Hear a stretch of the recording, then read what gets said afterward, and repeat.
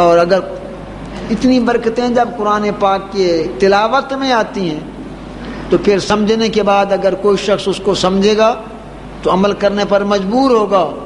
اور آج لیکن عمل کا دار و مدار ایک ہے ذاتی عمل کرنا، ایک ہوتا ہے کہ طاقت کے مطابق کلکم مسئول عن رعیتہ. سرکار فرماتے ہیں صلی اللہ علیہ وسلم تمہارا ہر آدمی بادشاہ وقت ہے اور اپنی رعیت سے پوچھا جائے گا کہ تو نے رعیت کو کیا سبق دیا، اس کو کیا سدھارا تو نے. اب آدمی کہے گا بھئی تو وہ بادشاہ وقت کے لیے سرکار نے فرمایا. آگے آپ نے فرمایا کہ ہر آدمی اگر اس کی بیوی نہیں، بچے نہیں، اپنے اعضاء کا بادشاہ ہے، آنکھوں کا بادشاہ ہے، ہاتھوں کا بادشاہ ہے، پاؤں کا بادشاہ ہے، اپنی ذات پر بادشاہی کر سکتا ہے. نگاہ کو رو کے برے دیکھنے سے، اپنے ہاتھوں کو بری چیز پکڑنے سے رو کے بادشاہ ہے. کلکم مسئول عن رعیتہ.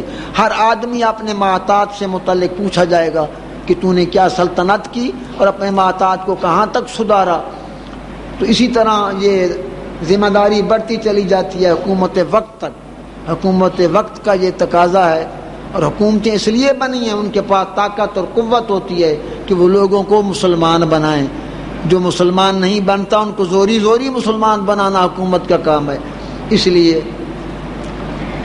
تبلیغ کرنا بھی میں نے اس میں ترتیب رکھی ہے کہ آپ صلی اللہ علیہ وسلم کی یہ ایک سنت تو یہ ہے کہ قرآن کی تلاوت کریں، دوسری سنت یہ ہے کہ قرآن کو سمجھے، تیسری سنت یہ ہے کہ اس پر عمل کرے، اور چوتھی سنت یہ ہے کہ لوگوں سے بھی عمل کرائے.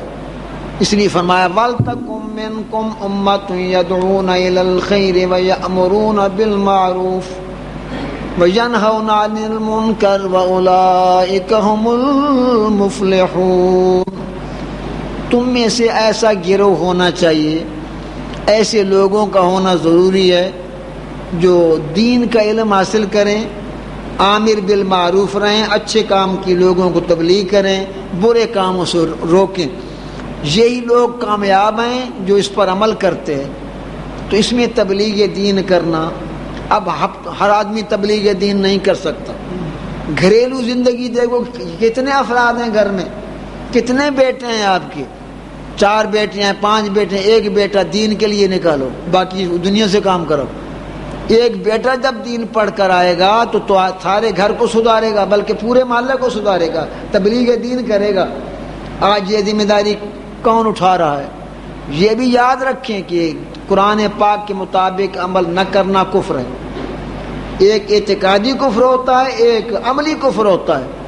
فرمایا جو شخص قرآن پاک کے احکام پر عقیدہ نہیں رکھتا وہ سرے سے کافر ہے، اور جو شخص عقیدہ رکھتا ہے اس پر عمل نہیں کرتا، نہ کسی دوسرے سے عمل کراتا ہے، یہ عملی کفر ہے قرآن پاک سے.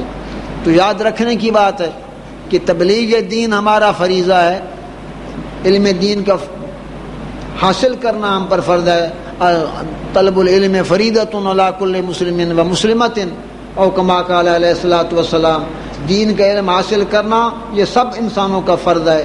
آگے وہ ترتیب کے ساتھ اس کی فریضہ بڑھتا چلا جاتا ہے. اگر وہ مالدار ہے، پہلے علم نہیں تھا تو مال زکوٰۃ نکالنے کا علم حاصل کرے.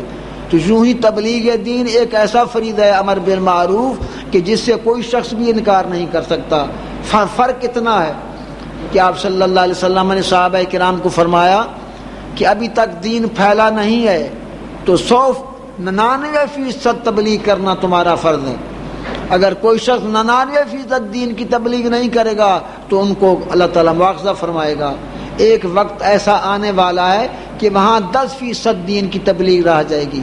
90% دین کی تبلیغ اگر کوئی نہ کرے تو ان سے یہ فریضہ کفایہ فرض میں آ جائے گا.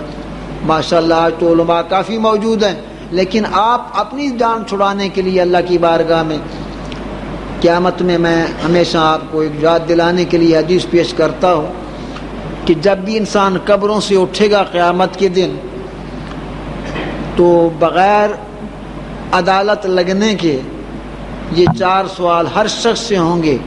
بعد میں اور کام ہوتے رہیں گے، پسینے میں انسان غرق ہوگا، انبیاء علیہ السلام کو تلاش کرے گا کہ اللہ تعالیٰ حساب شروع کرے سفارش کبریٰ کے لیے. لیکن اس سے پہلے جب بھی انسان قبر سے نکلے گا فرشتہ کھڑا ہوگا، اس سے 4 سوال کرے گا. ایک پہلا سوال ہوگا کہ بالغ ہو کر تو نے کیا کیا، بالغ ہو کر تو نے کیا کیا، جو کیا وہ اچھا کیا یا برا کیا، حلال کمایا یا حرام کمایا، اور اپنی زندگی کو کس میں خرچ کیا، اور جو مال کمایا وہ کس میں خرچ کیا۔ ان سوالوں کے لیے ہمیں تیار رہنا چاہیے۔ تو آج کی مسئلے میں آپ قرآن کی تلاوت، اس کا سمجھنا، اس پر عمل کرنا، دوسرے بھائی کو اس کی تبلیغ کرنا، یہ آپ کا اور ہمارا فریضہ ہے۔ اور آج کل کفر عام ہو چکا ہے، وہ اس لیے اعتبار سے کہ قرآن کا انکار کیا جاتا ہے، عملی طور پر بھی اعتقادی طور پر۔ جو ہمارے نمائندے ہیں اسمبلیوں میں بیٹھے ہیں، ماشاءاللہ شاد و نادر کوئی آدمی ایسا ہوگا کہ وہ آواز بلند کرے کہ ہمارا قانون اسلامی ہونا چاہیے، شاد و نادر کوئی کرے گا۔ لیکن اگر اس کا انکار کوئی کہے کہ بھئی قرآن کا قانون ہو، تو بری بات یہ ہے کہ وہ کہہ دیں بھئی قرآن ہماری ضرورتیں پوری نہیں کرتا، اس لیے ہم قرآن کا ہمیں قانون نہیں چاہیے، یہ کفر صریح ہے۔